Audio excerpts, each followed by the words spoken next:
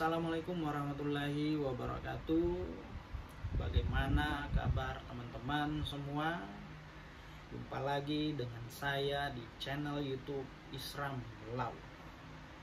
Semoga yang menyaksikan video ini selalu dalam lindungan Allah Subhanahu wa taala, dalam kondisi sehat, dan tentunya teman-teman yang sedang melaksanakan rutinitasnya, aktivitasnya dilancarkan dan dimudahkan. Amin.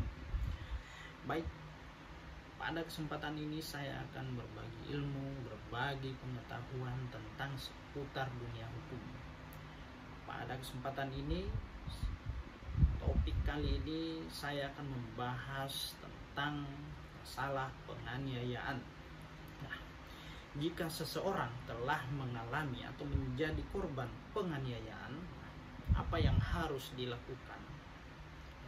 Berapa ancaman pidana pelaku penganiayaan, dan apa sih pengertian penganiayaan itu ya? Baik teman-teman, ketika kita bicara tentang penganiayaan atau delik penganiayaan, nah itu diatur pada pasal 351 Kitab Undang-Undang Hukum Pidana atau yang lazimnya disebut dengan KUHP. Nah, penganiayaan menurut hukum pidana itu adalah perbuatan atau tindakan terhadap tubuh atau tindakan kesewenang-wenangan. Namun menurut doktrin ya, setiap perbuatan yang menimbulkan perubahan fisik, menimbulkan rasa sakit terhadap diri atau terhadap tubuh seseorang, itu disebut sebagai penganiayaan menurut doktrin. Namun tidak semua sesuatu yang dapat menimbulkan rasa sakit terhadap tubuh, terhadap diri seseorang dapat dikategorikan sebagai perbuatan tindak pidana. Contoh misalkan seorang bapak memukul pantat anaknya, niatnya adalah untuk mendidik. Contoh lain seperti dokter melakukan penyuntikan terhadap pasiennya, tujuannya adalah untuk mengobati. Lain halnya ketika ada maksud tertentu dan niat tertentu, seperti bapak tadi memukul menggunakan alat dan lain-lain sebagainya, sehingga menimbulkan rasa sakit dan luka terhadap anaknya.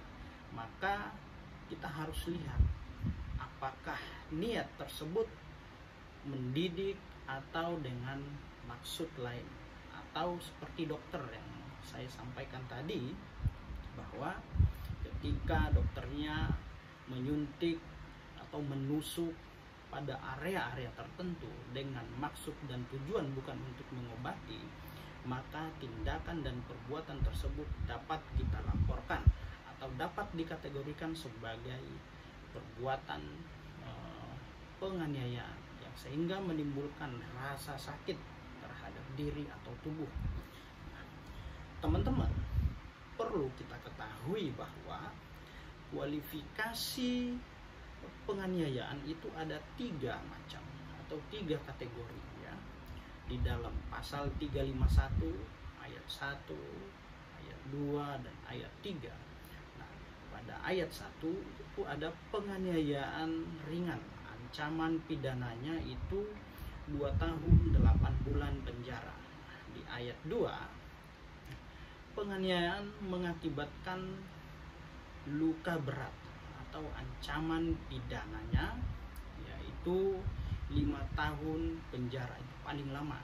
Dan ayat 3 yaitu penganiayaan mengakibatkan kematian, ancaman pidananya paling lama 7 tahun ya sahabat teman-teman semua.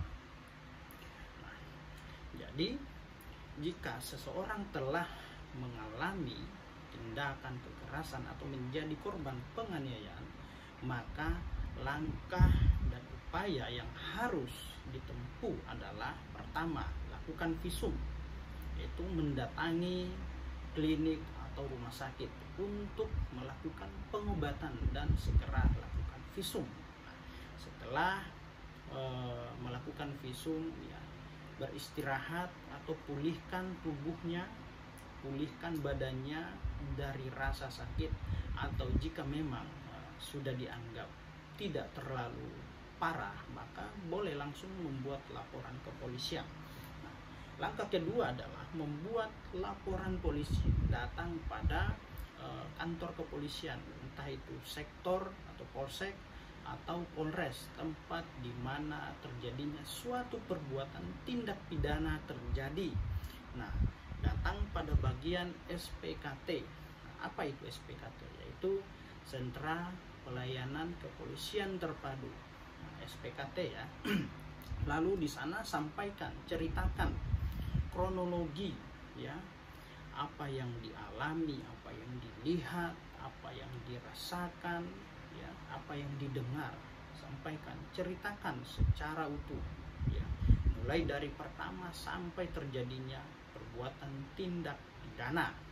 Nah, lalu kemudian sampaikan juga di mana tempat kejadian perkara dan jam berapa, sekitar pukul berapa. Ya, itu harus kita sampaikan, diuraikan secara jelas. Lalu kemudian sampaikan identitas siapa yang menjadi pelaku, siapa yang menjadi korban, dan siapa yang melihat atau menyaksikan kejadian tersebut. Nah, dan sampaikan juga ketika Anda atau siapapun yang menjadi korban, nah, ketika membuat laporan bahwasanya sudah melakukan upaya visum di klinik atau di rumah sakit. Nah itu, nah, ingat ya sahabat teman-teman, pada saat membuat laporan kepolisian, ya, entah itu di polsek, di polres, polda, bahkan Mabes Polri sekalipun, ya, itu menurut undang-undang tidak pungut biaya alias gratis, ya. Jelas ya sahabat teman-teman, pada saat membuat laporan kepolisian menurut hukum, menurut undang-undang, itu tidak pungut biaya alias gratis, ya. Ketika ada yang meminta biaya ini itu, maka itu mungkin adalah oknum, ya teman-teman. Nah, lalu kemudian setelah itu akan dilakukan proses BAP. Nah, proses BAP pada tingkat penyelidikan. Nah, bila mana penyidik telah cukup bukti dan menurutnya unsur perbuatan tindak pidana tersebut terpenuhi, maka akan ditingkatkan pada tingkatan atau tahapan penyidikan dan dilakukan penetapan tersangka terhadap pelaku perbuatan tindak penganiayaan. Nah, seperti itu ya sahabat teman-teman semua. Jadi langkah yang ditempuh ketika atau jika terjadi korban penganiayaan terhadap diri kita atau siapapun, nah, maka langkah yang paling utama dilakukan adalah lakukan visum. Nah, ketika selama itu masih sanggup melakukan visum, lalu kemudian buat laporan ke polisian atau buat LP, ya, dan kemudian kumpulkan bukti-bukti serta siapkan saksi-saksi. Nah, itu sahabat teman-teman, semoga informasi ini bermanfaat untuk kita semuanya, ya. Dan nantikan video-video saya selanjutnya di channel YouTube Isram Law, ya. Jangan lupa subscribe dan like-nya sahabat teman-teman semua. Oke, demikian. Assalamualaikum warahmatullahi wabarakatuh. Salam.